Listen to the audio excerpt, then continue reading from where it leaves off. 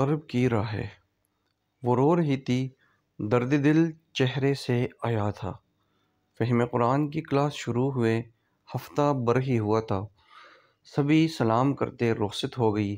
وہ سر جھکائے آنسو چھپانے میں مصروف تھی۔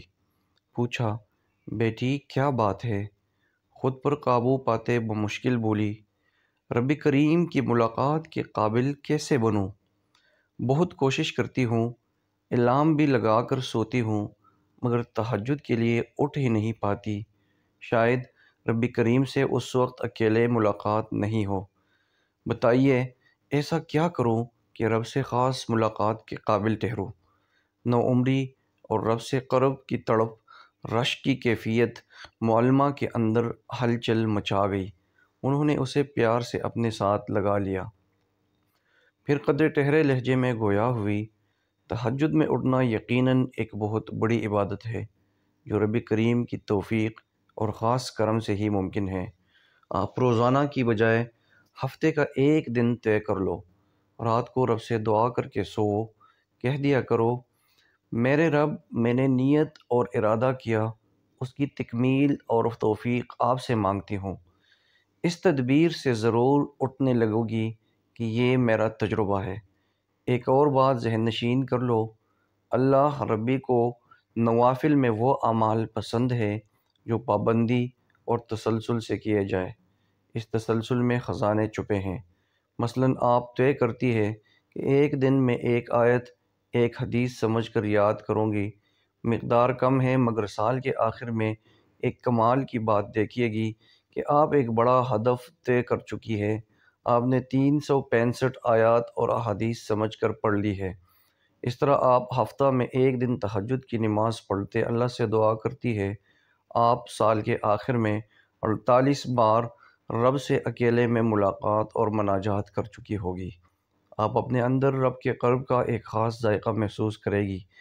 آپ کی تڑپ کو بھی راہ ملے گی، خاص تسلی اور خوشی کی جگمگاہٹ آپ کو گھیر لے گی۔ مقصود اللہ کا قرب ہو تو کوئی اور راہیں بھی آپ کو نظر آئے گی۔ عبداللہ بن عمرو بن عاص رضی اللہ تعالی عنہ صحابی رسول صلی اللہ علیہ وسلم تھے جو سب سے زیادہ عبادت گزار تھے۔ انہوں نے سنا کہ نبی صلی اللہ علیہ وسلم نے ایک صحابی کے بارے میں 3 بار جنت کی بشارت دی ہے۔ وہ بے چین ہو اٹھے، آخر ایسا کون سا عمل کرتے ہیں کہ دنیا میں ہی 3 بار ایک نبی صلی اللہ علیہ وسلم کی زبان سے جنت کی بشارت پالی ہے؟ اس عمل کی جستجو میں کسی بہانے سے ان صحابی کے ہاں رکنے چلے گئے۔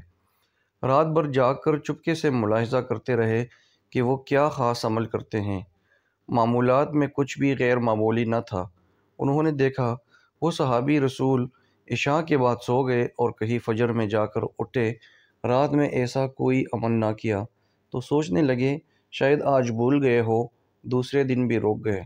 لگاتار 3 دن دیکھتے رہے کہ شاید 1-2 دن خاص عمل میں کوئی عذر مانع ہوا ہو۔ جب ایسا ہی معمول رہا تو انہوں نے اپنے رکنے کی وجہ بتائی اور خود ان سے اس عمل سے متعلق استفسار کیا۔